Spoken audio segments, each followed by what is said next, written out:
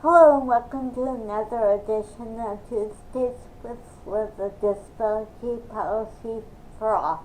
Today we're going to be talking about the home community-based service by advocacy role. If you remember, last year we did an episode of Tuesdays with Liz talking about this role with a mom as well as her daughter.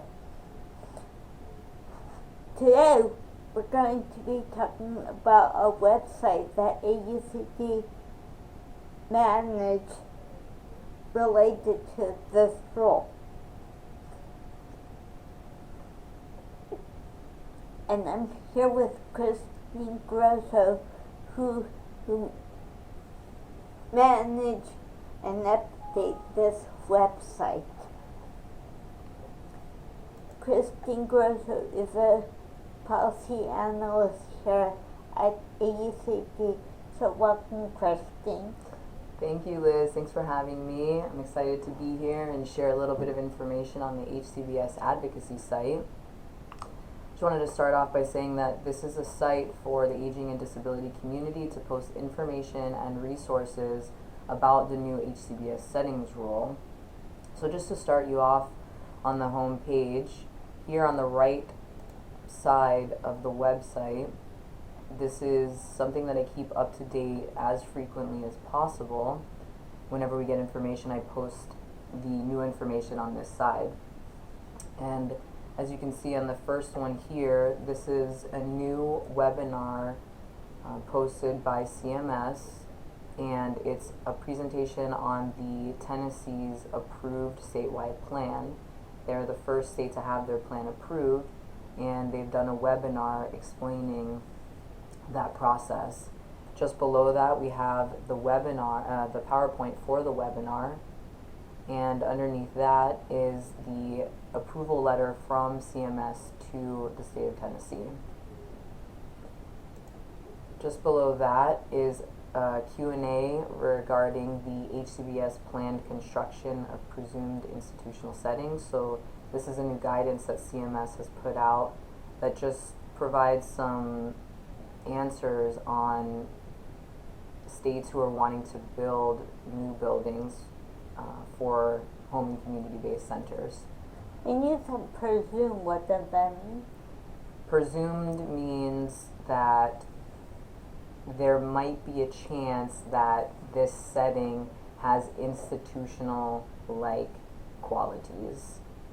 So they just wanted to provide some answers on what these types of settings might look like if they are not built yet but are in the process of being built. And just below that is a 3-part toolkit that the HCBS Coalition put together. The first one is what you should know about the rule. The second one is the heightened scrutiny process. And the third one is how to truly advocate for an integrated setting. And just below that is an abridged version of that one. And I know the heightened scrutiny is a word that CMS used, but can you explain what that means? So heightened scrutiny is a process, it is a term used by CMS, and in a state, if there are settings that are or might have the qualities of an institution or might have the qualities to isolate people from other people who do not receive Medicaid waivers, this is a process where the state will collect evidence to show CMS that this setting does not isolate and the setting is not an institution. So they would collect this evidence and submit it to CMS, and then CMS will determine if that's true or not. So this is a really good place for advocates to be involved in as well, because they can visit these sites, they can collect information, and they can help CMS determine whether or not these settings are institution-like or not. And then also I use the word abridged version for 3A, and that means that it's a shorter version of the full version, How to Advocate for Truly Integrated Settings. And just below that is a summary of the CMIA letters from CMS to the states. And that means that these are letters from CMS asking the state to clarify or modify certain things. All states have received these letters for their first statewide transition plan, and they make changes based on those letters. And the letters are written with advocacy comments in mind. So that's why it's also really important to comment on your state plan, because CMS uses that information to respond to states. Just below this is an overview of the HCBS rule, the new rule, and also the PowerPoint that goes with it. Another area to always look at is key dates and deadlines, which is where I post all of the open comment periods for all of the statewide plans. Currently there are none open, but Utah and Kansas are looking for stakeholder feedback to ensure the completion of a comprehensive review and seeking additional opportunities for information on the compliance process.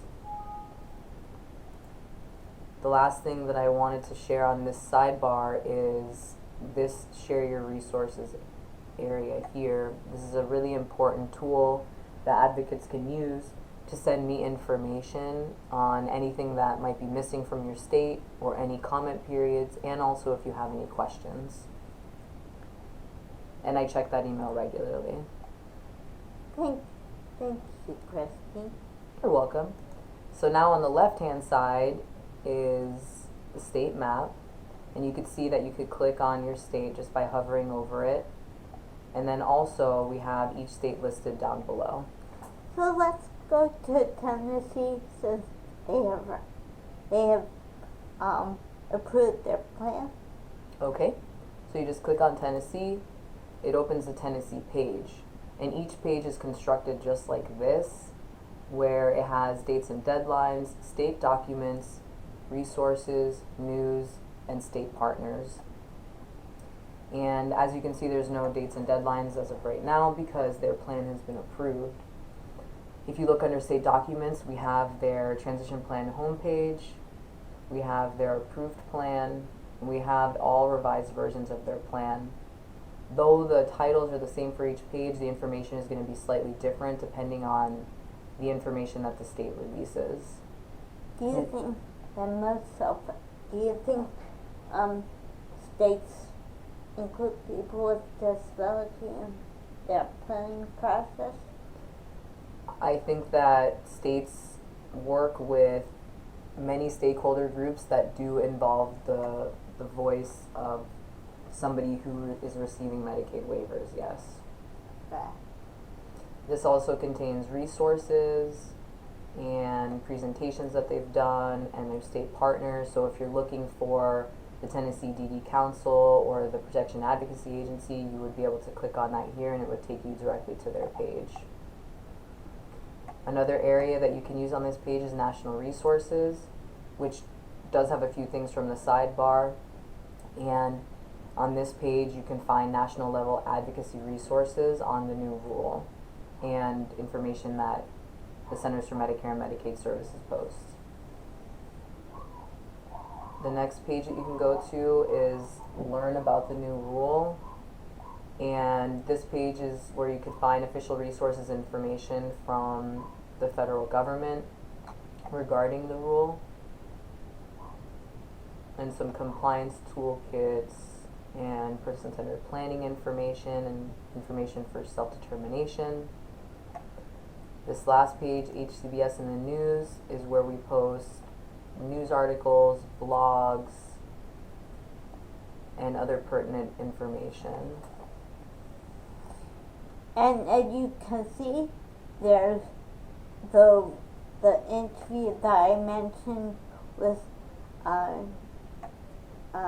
Sharon Lewis, who used to be the principal deputy at ACF, the Administration on Community Living, and also an interview with Kathy Freckleter, who used to be the president and the CEO of the Council on Quality and Leadership, about their data on this role.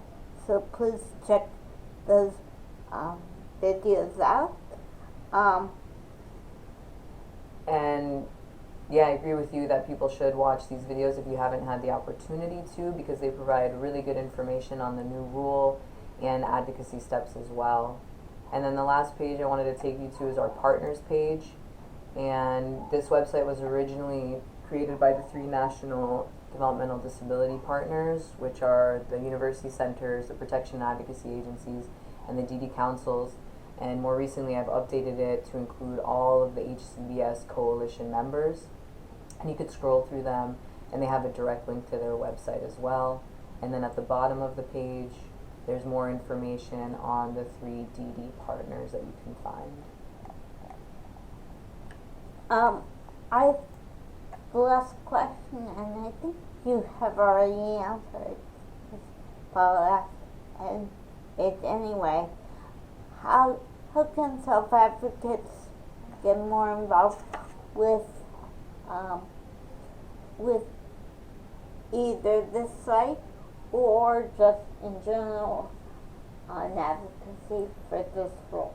Yeah, good question. I think the best way to get involved with this website is to visit the website regularly and check the sidebar, because that's where I keep all the most recent information.